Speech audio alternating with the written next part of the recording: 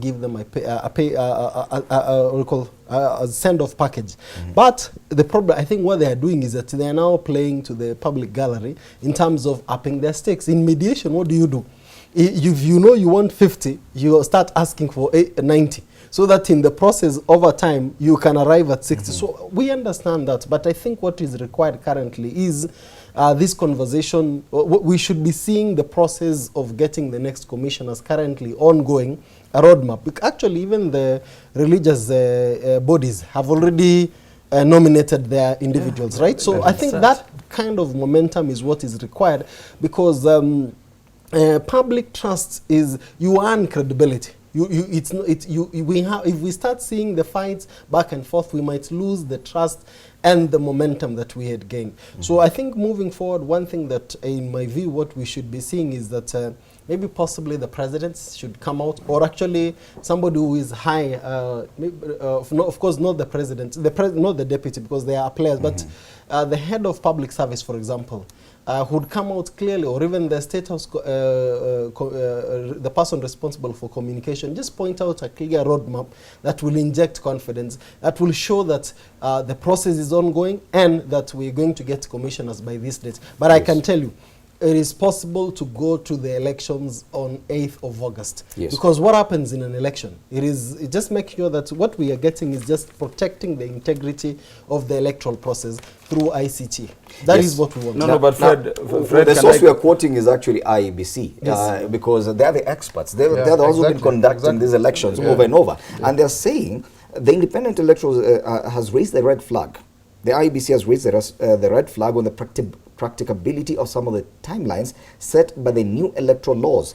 Procurement of poll equipment at least 8 months to the August 8th, 2017 general election, as stipulated in the Electoral Laws Amendment Act 2016, is among deadlines that are unattainable, according to them. But you know, Fred, they are saying that, yet they are still holding on to our public officers, saying they are not going until whatever they want is paid. I mean, this is the bad faith. Let me correct my brother here. In law, you can either set the date for commencement of a law when it is assented to by the president, or there is a timing by which it automatically becomes law upon assent. The president himself knew that we had not fixed a date for commencement in the legislation. Why did the president, go sitting on it, knowing as he does that upon assent, if there is no date fixed by Parliament, within 14 days it becomes automatically law? He sat on it. And this is what we were saying. The president got, his eyes out of the ball. It is not for the comptroller or some spokesperson. This was a negotiated deal on both sides. You remember the president throwing his weight behind it, our party leader throwing his weight behind it. And the reason we were saying, and Parliament, the party leadership has said we go that direction for the sake of the timelines. Let us do it. How then do you have people seated down there? Then we are being told timelines are so bad. The same commissioners are saying we need more time, but they are in public offices negotiating their private deals. Yes, Fred, two things. One, I want to ask, because Kaluma is so passionate about the president sitting on this. Did he break the law? It was within the timeline where he is supposed to sign any bill that comes to him. So president did not, in my view, break any law whatsoever. He acted within the timelines. But in a way, I tend to agree with Kaluma. Public office is a public office. Okay? And if I vote you in, and or rather, you are appointed to a public office, and it comes a time the people you represent there do not want you. You don't waste even a second in that office. You get out. You get out. I think Fred here, listening to my brother Kaluma, I'm really wondering where he's reading from. Because he's exercising intellectual dishonesty. If you have a commission that has given an objective technical advice, that indeed it's actually not possible to do all that which is enshrined in the law within a certain time frame. It's just like telling a mother to deliver a baby before 9 months are over. You see, you are likely to get a stillborn baby, and that is what they do not want to midwife. Now, there is always the nexus between the technical and the political. And I think we have to be very honest about ourselves. There are some things that are factual. This quagmire we are finding ourselves is because of political expediency. You know, both CORD and Jubilee decided that then we can negotiate. Now, these members of parliament who are seated here, including my friend Vincent, if today you are told to just vacate office without any terms, I mean, who will you follow? I was with the CJ the other day, the former CJ, and he is still not able to very clearly define what is his exit package. Honorable Kaluma is telling us about his legal partner, PLO, who nobody compensated.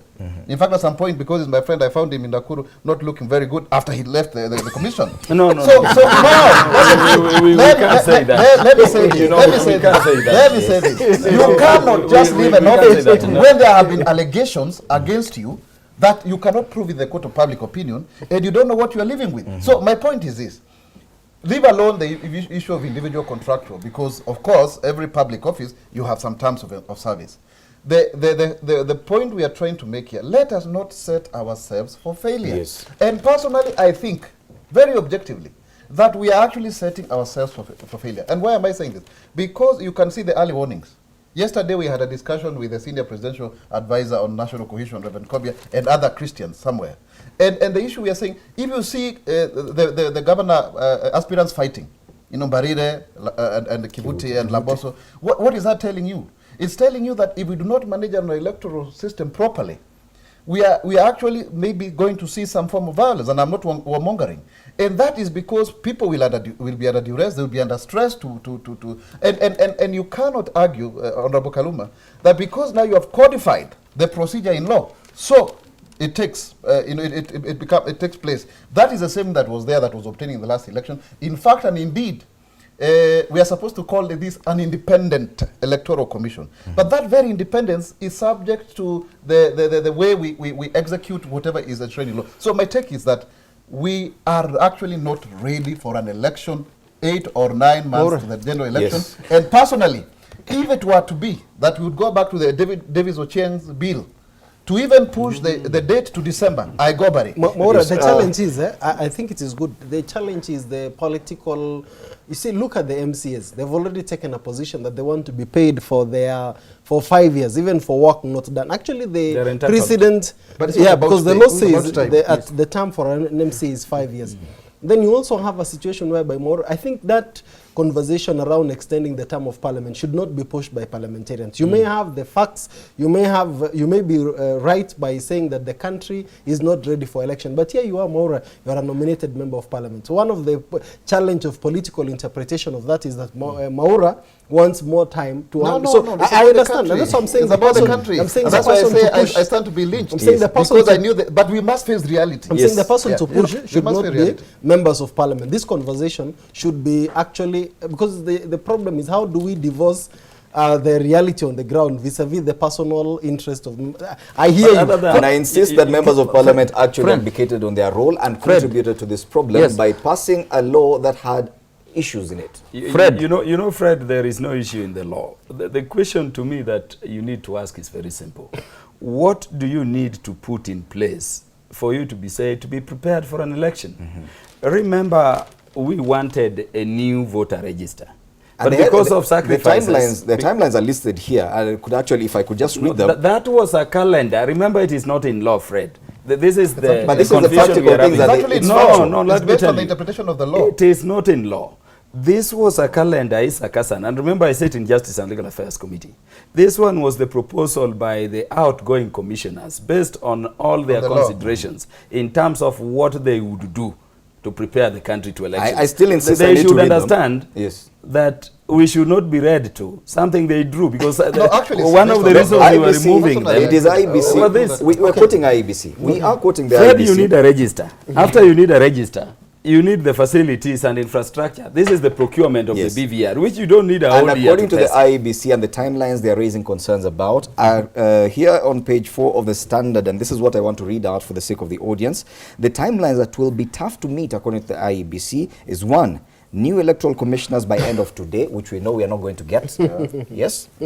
2, setting up of 24,000 new polling stations, which needs time and money. That's Based on the very law, easy. There is 700 nothing per there, polling Mike. station 3. as per jailer recommendation. Third, procuring electronic voter identification devices, EVID, results transmission system, RTS, by December this year. Testing, that's the fourth one, verifying and deploying electoral equipment by February the 8th. That's exactly 6 months to the election. They don't see that happening. Conducting primaries for political parties as proposed by Jubilee, which IBC says they don't see it happening given the timelines. An audit of voter register by a professional firm. Ladies and gentlemen, those are the concerns raised by the IEBC. My panel may disagree, but that is a fact. Now, we do take a short break. When we return, we discuss politics. That timeline is based by law.